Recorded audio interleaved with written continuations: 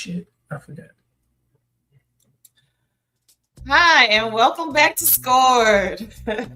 They say money can't buy you happiness, but in Fairmount Crest, it certainly buys a front row seat to chaos. Last week on Beyond the Gates, friendships weren't just fractured, they were scorched.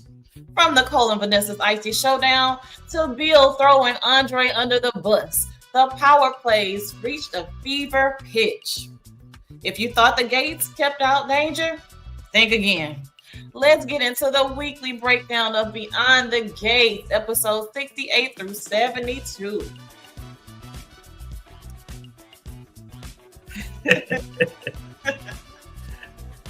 All right. Welcome back to Scored, friends. We are going to dive right in beyond these gates and get into the drama. Let's get into the baby slip comment.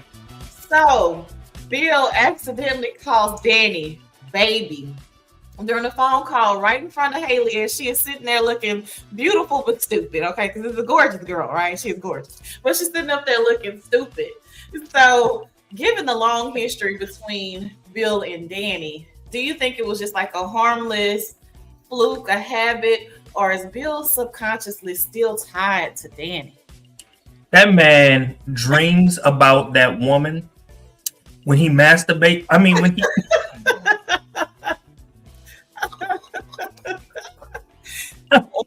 Or Danny. When he takes care of himself, he's thinking about Danny. Okay? That's what I'm saying. Yes, I agree. Danny is unforgettable. She got the craziest, most beautiful eyes I've ever seen in my life. But I don't think it was just like a harmless muscle memory type thing. He is in love and still infatuated all at the same time with Miss Danny Dupree. Because I mean, who wouldn't be? Who would not be? So she's a beautiful woman. I mean, you know. Now Haley, little scamming ass. Oh my goodness. I loved every second of watching her sit up there and look stupid. My goodness. But I think she played it well, considering everything that she has going on, what she has in motion. I think she played it well. No need to highlight this, if you will, because she's gonna have her day a little bit later. So it was wonderful the way in which she played it off. Yes. I love watching her play the villain, but I'm always a fan of a good villain. Like, I want to see you in the Kroger's and punch you in the face that you have done your job so well in acting as a villain. I love it. I love it. But my goodness, nothing can top Leslie. But that's my love. I again agree with you. Just a gorgeous person, but I can pretty much gather lots of people want to fight Leslie as well as she plays her role. Have you seen the social media clip of her? She's going through the airport and people are stopping her and they're like having a conversation with her. Clearly they know that she is not Leslie, but they're telling her what they think ought to happen with her character and all this other good stuff. And it was just like, it was so many people and at the airport at the same time. And so I was just like, this particular show is penetrating. Yes. Okay. And we love the penetration. Okay. And so look, famous and infamous all at the same time. Gotta love it. All right. So let's get into this friend drama with Vanessa and Nicole. So after the double date from Hades, right? You have these two best friends that have a candid conversation to try to address the elephant in the room. Do you feel like their friendship is truly salvageable, or is Vanessa's association with Joey, has it changed her too much to trust Nicole, or Nicole to trust her? I don't think it's changed her too much. I think it has basically highlighted who she really is, and I don't think that Nicole ever really saw that from her. I think that Vanessa is doing her best to hold on to the friendship that they have, and I think, in my opinion, I think that Nicole is just coming on too strong. She's too opinionated about how she feels about this man. You have to learn to separate. I agree with you wholeheartedly. I 100% believe Vanessa is authentically being who she is. Um, Nicole is naughty Nikki, as Leslie calls her now, where she's starting to loosen the reins up in her own personal life. She has this kind of double standard, if you will, being very rigid with the way she's handling her friendship with Vanessa. Now, don't get me wrong, Vanessa is not my favorite character on the show, but I do feel like the way in which she's handling the situation, Nicole, I mean, it's too over the top. Let it go. Let the friendship be the friendship, and let this adult make adult decisions. Yeah. We don't like every decision that our friends make. Sometimes they do what's best for them and their personality, their character. And as a friend, you've got to let them be them, right? And just support them if and when shit goes to hell. That part, if and when. And so it'd be different if, as a friend, they're coming to you every 5 seconds complaining about the person or something like that and inviting you into the situation. That's one thing versus you're having this vendetta against the person that they're with and just making it about your friendship as opposed to just being a friend. Just, gotta know when to fall back. So to me, it just kind of shows not only a lot of judgment on her part, but a little bit of immaturity. A little bit of immaturity, because it's just like, you overly involved. Let that go. Let it go. So here's the question: how much of it was friendship, and how much of it was her profession, percentage-wise? Because that's what I was struck with when I was watching. I was just like, I don't know if my friends would ever act or react in that way, but I've never had a friend who's a psychologist or a psychiatrist. I think just thinking about the character Nicole, I think a lot of it is her profession because she does it to everyone. So I think that profession is so commingled with your personality. It's hard to differentiate the two at times, because even the way that, if you pay attention to her body language with how she approaches conversations with nearly everyone, it's always a couch moment. Like, you're shrinking my head. Like, just shoot straight. We don't have to do this. So I would agree that a lot of that, percentage wise, I would say probably 80% is the profession. Okay. All right. So this steamy Kat, Eva, Isaiah triangle. By the way, I'm loving it. It is something to see. It's 3 sexy people, and I love it. Yes, a very, very, very attractive cast in general. But watching these 3 young people, oh my goodness. So, we have Kat, who is intentionally flirting with Isaiah, just to get under Eva's skin right after she kind of pseudo extends the olive branch at her birthday dinner after getting the good news about her grandmother. By the way, that was some crazy shit. How you go from that to that? You know what I'm saying? Like, at least let it, like, become something. Now it's like you're picking. When you extended the olive branch, it would be something different if Eva came at her in that particular way. But no, it was her. It was like, why did you do that? Just so you can turn around and say, see, look, I told y'all she was this, but you keep poking at her. And that part I don't very much care for about Kat. And so, do you feel like Kat is justified in pulling that stunt that she pulled, given Leslie's interference, or is she playing a dangerous game with the family emotions? Given Leslie's interference, what are you talking about? So, Leslie continues to come at Kat. They have this back and forth. Which is, to me, that's not Eva's fault. But so when it comes to Kat and Eva, on one level, I understand why Kat feels the way that she does about Eva.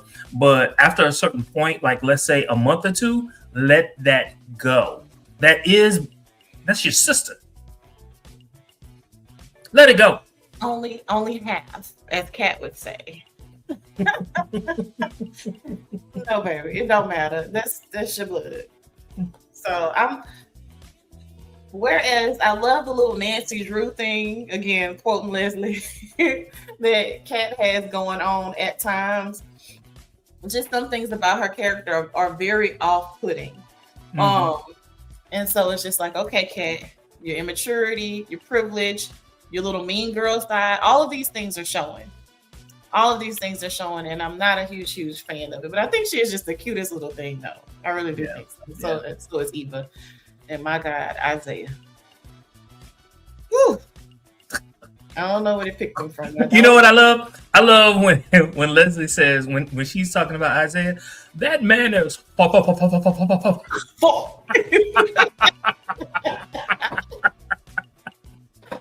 Leslie is ignorant. Look, so if you had to go to lunch with one person from Beyond the Gates, who you going to lunch with?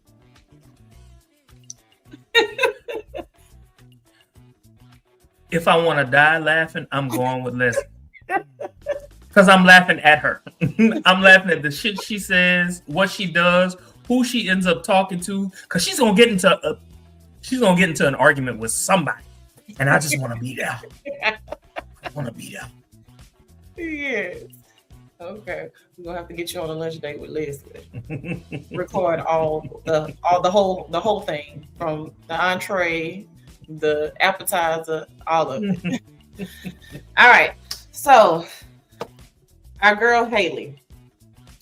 So she's still actively poisoning Bill while simultaneously trying to pressure Bill into get this penthouse for Lynette.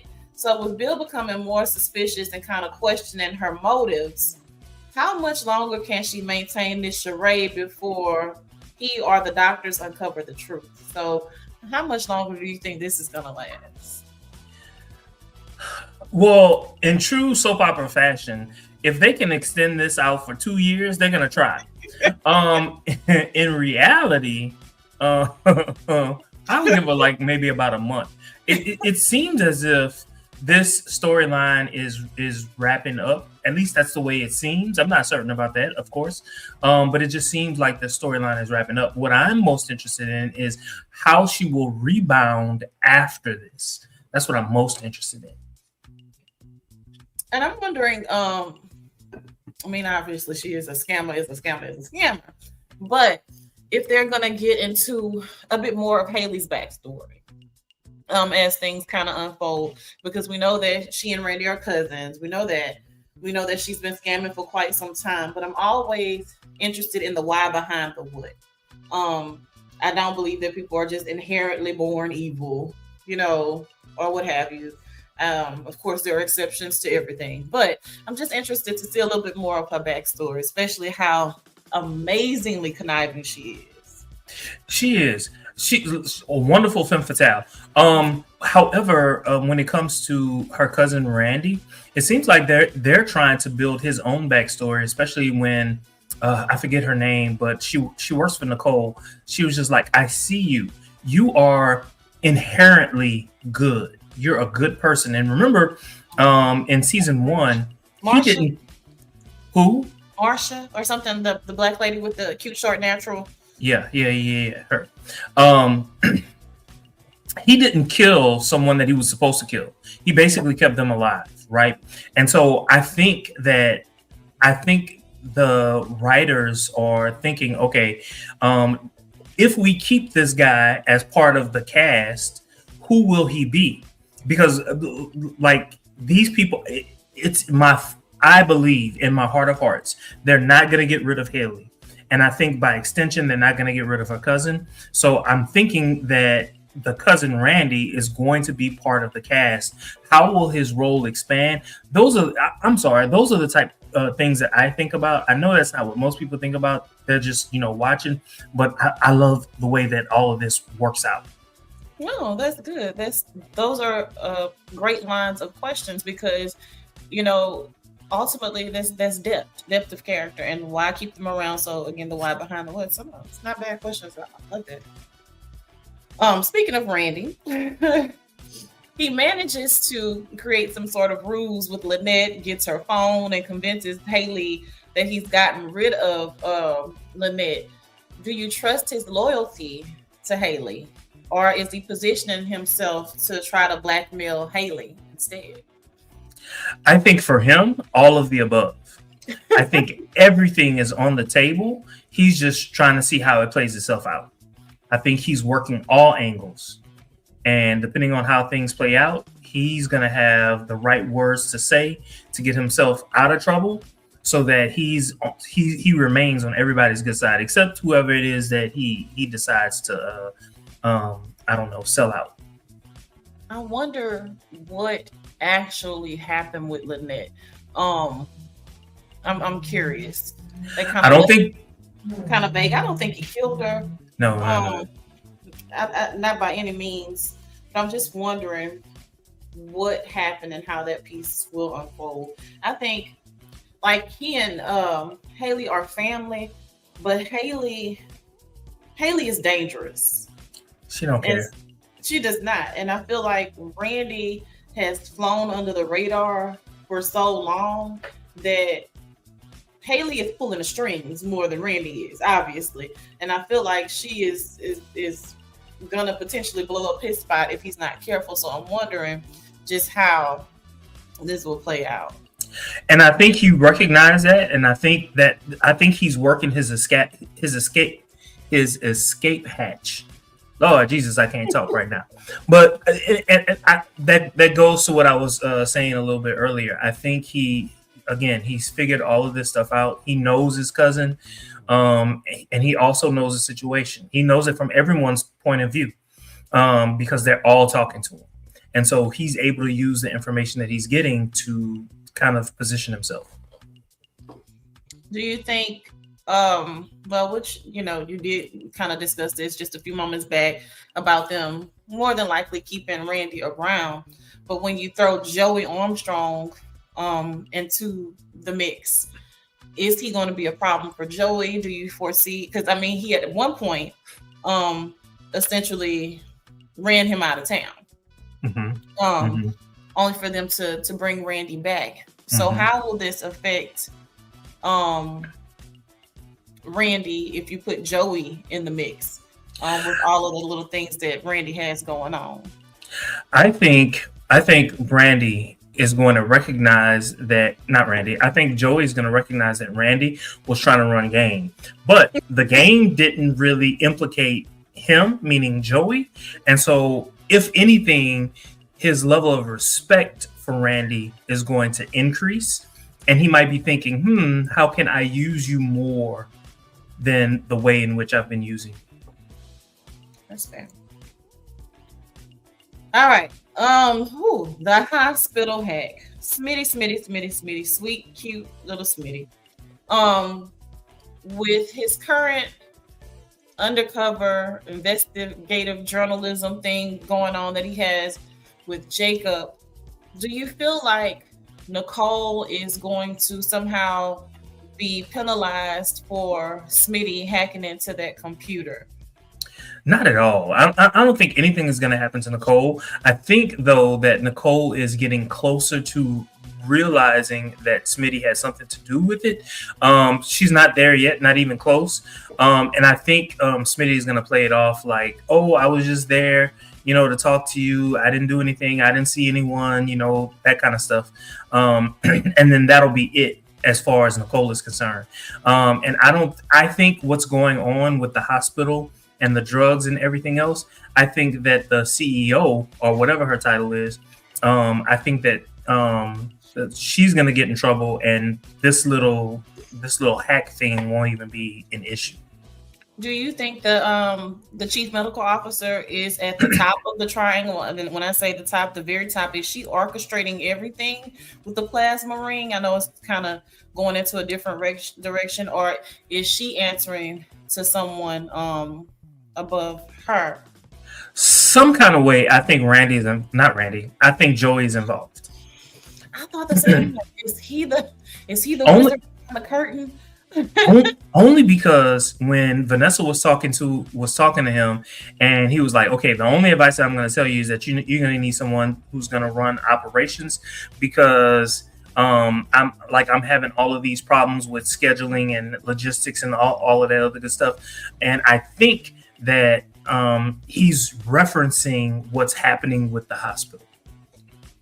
I thought about that in the back of my mind too, like, oh, is this Joey? And then another thing that I thought, Grayson's mom, who allegedly has Parkinson's, and how he keeps Ashley away from meeting his mom every single time, you can think of.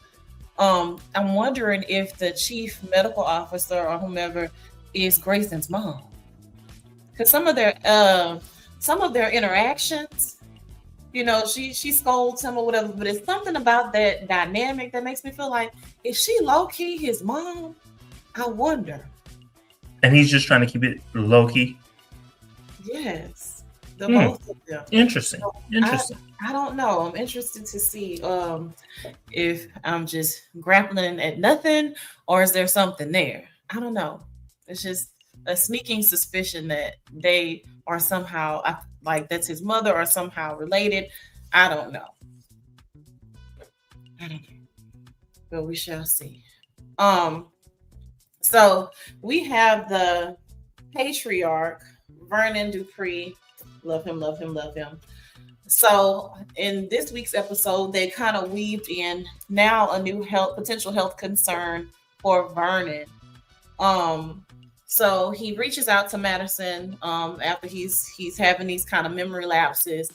How do you feel like this health scare will impact the Dupree family, given that we're just now on the back of receiving good news about Anita's remission?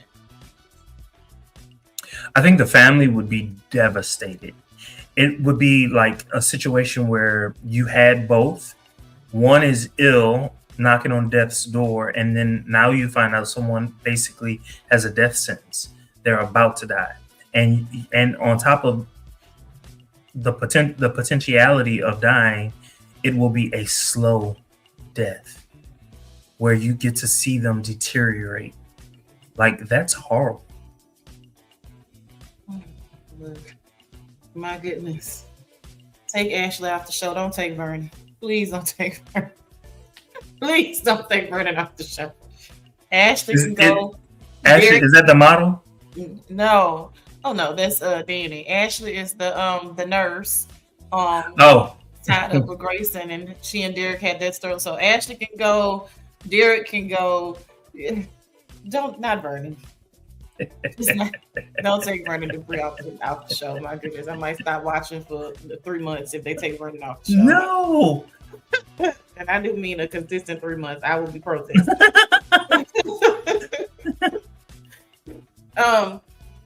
So Madison Montgomery. Madison Montgomery's malpractice. I know it's a lot of alliteration there. My goodness, I'm wondering if they'll ever actually put a face to her mom on the show. But do you think this malpractice suit is going to go anywhere, or did they just kind of, as the writers, throw this in there to kind of beef up what's going on with Madison and Chelsea, since that storyline sometimes is kind of flat? Okay, great. Chelsea came out. Now she's getting married to a doctor, and on and on and on. But with everything else that is happening behind the gates, that storyline is just kind of like, So did they throw this malpractice suit in there just to kind of give life to this this couple or this dynamic? Or I don't know. What are your thoughts? Yes, I think so. I think when you have stars of a show, you want to give them storylines. I don't think that this particular storyline is going to penetrate as much, because it doesn't really, it indirectly involves a main character, but it doesn't really affect the main character. So for me, like, I'll be honest with you, on Friday's episode, every time I saw it, I just fast forward. It wasn't a heavy hitter. It was not. And if I'm being honest, this week's episode, in general, weren't the best that we've seen. But that's okay. That's okay. We got to have fillers, right? We got to have fillers to kind of set things up. 100% agreed. We have Jacob, who is still zero dark 30, deep cover. And so his wife Naomi meets him. He's bruised up. Do you feel like he feels like he's in too deep to walk away? But is this sense of duty to protect the community and this mission that he's on, is it worth the toll that it's taken on his wife and his family? Okay, so this is okay. Unpopular opinion. She knew what she was getting herself into when she married a police officer who communicated to her that he wanted to be a detective. That's the life. I get her apprehension. I do. But at the same time, you got to stop with all of that, making him second guess himself. This is the thing.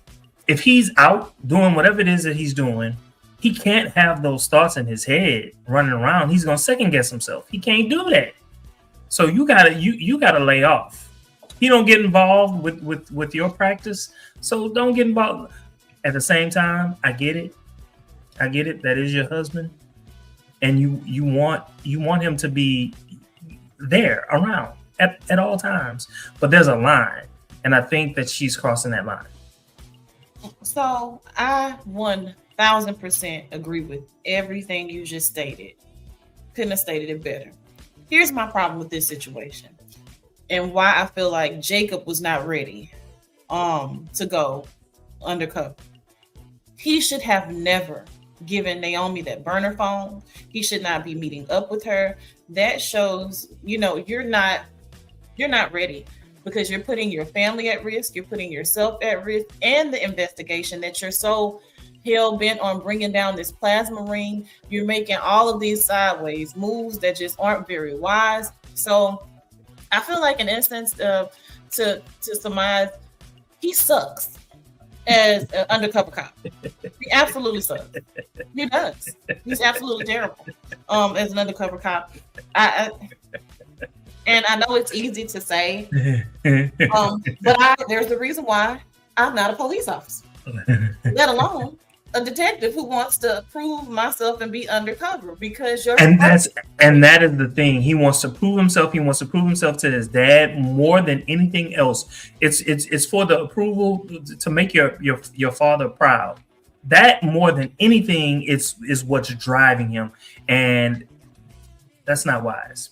That's not wise, especially when he's tangling his wife into the picture, as you said. Yes, and so we would think, I am a bit exhausted with her blowing up the phone, but at the same time, if I take a step back, I'm looking at Jacob more sideways in the first place, because you should have never done that. That was stupid. You shouldn't have done that. But you know what I'm hoping for? I'm hoping for a courtroom drama. I need it. I want it. It's time. We see the hospital all the time. Okay, good, great. Give me that courtroom drama. I want to be like, I want those. Yes, give me Bill, who went to Alcorn in real life, in a bad suit with Naomi. Some of them Mississippi. My goodness. Yes. But I would love to see that as well. I agree with you, because my God, I see what is it called? Whatever Memorial Hospital. That was the name of the hospital. I want to say Herman Memorial so bad, but I know that's not it. It'll come to me whenever it's too late. All right. Moving forward, before we close out, your person that you're just not infatuated with his character as much as I am, but Martin. Who? Martin. See. Oh. Martin. So Martin's political ambition. So Bill warned Martin against running for Senate because of his problematic past, if you will. So do you think Martin should heed Bill's warning, or is Bill just trying to maintain control over the family's image and kind of micromanage things? No, I agree that he shouldn't make that step. Not now. I mean, all of this just happened a year ago, right? this was last summer when we found out everything that was happening, and I mean, he killed a man. Or was it two? At least one. He killed one, and the other one was killed on his behalf. Now, don't get me wrong. I get why. Well, I don't think I'm supposed to say these words on YouTube, but but he did that. He did that. I understand why he did that, but and I think most people would understand it, but you've got to understand that, like, in the court of public opinion, at the end of the day, this is what he did, and they're going to hear that before they hear his side of things, right? And so that would only harm him politically. 100%. Whereas I feel like they've, developed the relationship between he and Smitty, and he has the illusion of not being selfish anymore. The fact that you are running all together, like, you just get somewhere and sit down. Plus, realistically, if he becomes a senator, that means that his sphere of influence would increase, and as a character, we wouldn't see him as often. You know what I'm saying? And so I don't know if they want to do that with his character. I'm interested to see where things are going to go beyond these gates. Any questions or comments that you'd like to make from this week's episodes? I do want to say that you did a really good job. Like, there were storylines that I was like, she's not going to capture that storyline. And you did. Like, we talked about it. And so I was like, oh, wow. So no, I'm here for it. You did an excellent job. Well, yes, my goodness, beyond the treachery, there's a lot going on beyond these gates. So I'm interested to see how next week's episodes will compare to this week's. Again, not a complete snooze fest this week, but wanting to see a little bit more go on next week. So hopefully you guys will join us next week on Scored. Do not forget to like and comment and subscribe. And thank you for joining us with the chaos beyond the gates.